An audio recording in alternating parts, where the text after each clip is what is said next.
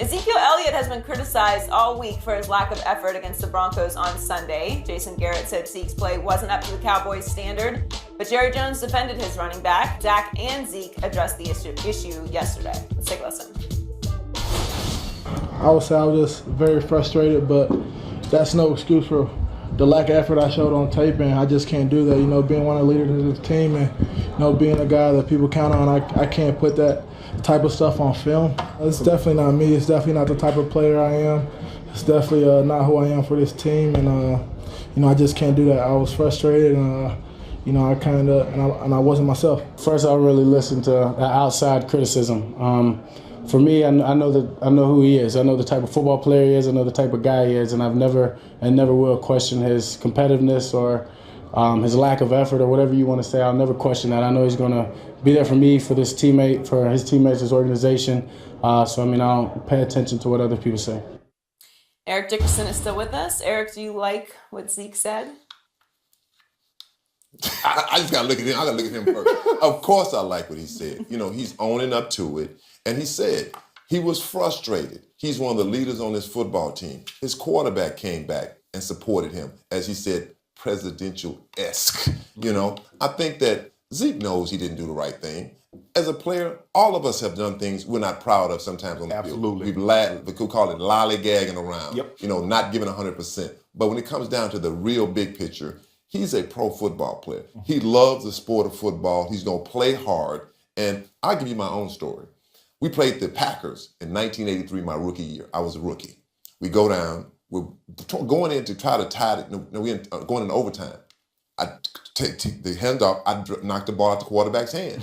We lose the game. They go back, kick a field goal, no time left. I go in the locker room, frustrated, very frustrated. I say something dumb. I got to give my friend Jim Hill credit. He didn't reprint it. He asked me, so, Eric, how do you feel about the game? You feel like you lost the game? I said, well, you know what? I'm going to get paid either way. But I do feel bad about it. Now, you don't say that. I'm going to get paid. I mean, you said it on camera. I said it. Because Jim Hill's right. I said it on camera. Yeah. They didn't put it out. I'm glad he didn't. But what it was frustration. I cared about my football team, just like he's owning up to say, I can't play like that. I can't have that on film. And right, you want to think about it? Film does not lie. It's going to show all the time what you did right and what you did wrong. But I do like that he's owning up to it. That's all I'm saying, Skip. That's all I want That's all I want Edie to do. Yeah. Just acknowledge it. Zeke acknowledged that on those two plays that he didn't give his best effort. And the one thing about I'll just say one play. That other play, he was on the ground. I mean, get up. Come on, don't get up. The guy was on top of him. That's your question. Did you watch film at home? Yes. Okay. Why? You were required to watch film at work between 9 to 5 because you know you wanted to be down to get better. To get better. Exactly. So what you try and do is that you try and stop negative behavior before it's being formed. So what we do is that we're going to correct this, Zeke. That's the kind of effort that will get us beat. Richard Smith, who was my special teams coach early in my career, he said, son, that kind of effort will get you cut and me fired. Now, Zeke's not going to get cut because he's a special type of talent, but I just need to see that effort. I know he can do it. I know what Ezekiel Elliott is capable of doing. I saw it over a 15-game stretch last year, and I saw it first game of the season when he played the Giants, and then he ran through them. But when he went to 5,280 feet a mile high, he had a dream. A bad dream? He had a dream. The only person that could have made that dream come true in mile high was Dr. King. That's the only man that a dream will come true for. But if you go there with a dream, Skip Bayless, Dak Prescott had a dream. I'm going to impress Skip Bayless. No, you not. Hey, Skip, let me see. Hold on. He had a QBR. He had a QBR of 36.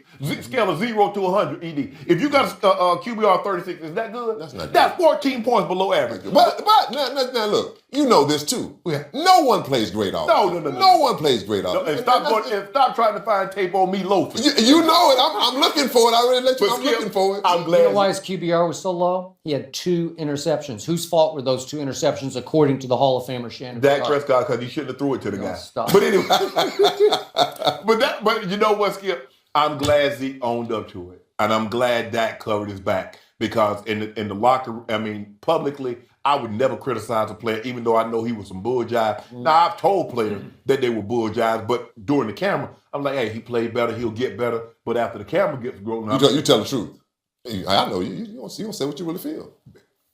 Hey. This is all about you gloating over your Broncos beating the snot out of my Cowboys last Sunday. That's all it is. And the more I think about this, the sicker I get, because it's really about, to your point, one play.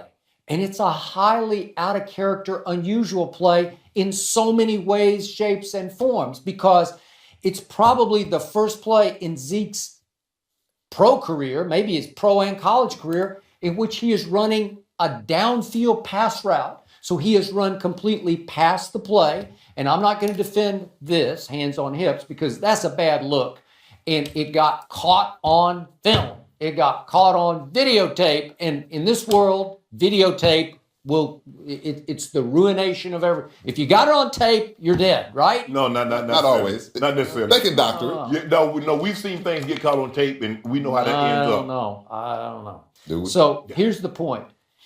He overruns the play because it's his pass route, and he turns and realizes his star receiver, who's also supposed to be a team leader, did this to catch the football. You know, like he did. He did. And it goes right through his hands and right to Chris Harris Jr., who's already breaking on the ball and has a head of steam to go the wrong way.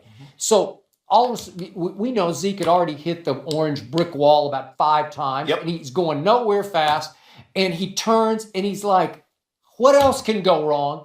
And should he have paid sort of lip service to it? Should he have gone through the motions of jogging after the play? Yeah. But it's one highly unusual play because his reputation in that Cowboy locker room is warrior. That's all. Practices as hard as anybody, plays as hard as anybody.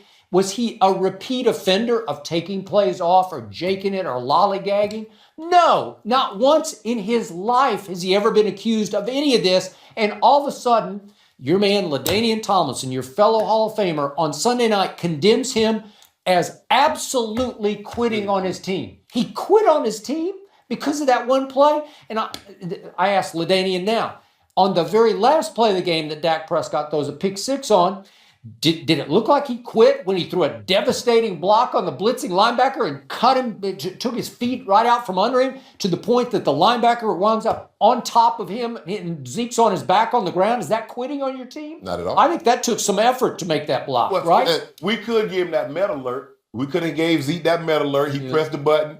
I'm in my high, and I can't get up. And I can't get up. Skip. Let me ask you this question. Then. So, do you think it would have been a better look if he didn't put his hands on his hip, he just turned and just looked? No, it would have been a better look if he'd turned around and chased. I get it. He got a clear route. He's not, they're telling Zeke, we're not going to even throw you the ball. We just want you to clear it out. We're going to throw the slant in behind you. I get it. I've been there. And I've also the carom. But you got to turn around and give some effort. Have you ever muffed a pass that badly that it went right through your hands, right to the DBs? I did. You did? I did. What? You admitted it? I did it. Actually, I did a play like that in the Super Bowl. Did you chase it? Yeah, I tried to get. I got it. Did you get it? Oh, I was on one leg, but I got it. Okay. I've tried.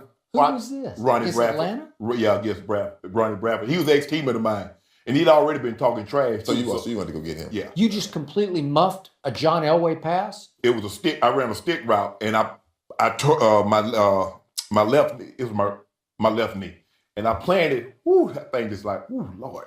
That thing, the pain just went through me. Just like, ooh. I wasn't even thinking about the ball. I was like, woo, woo, woo, woo. And the next thing you know, Bradford had the ball.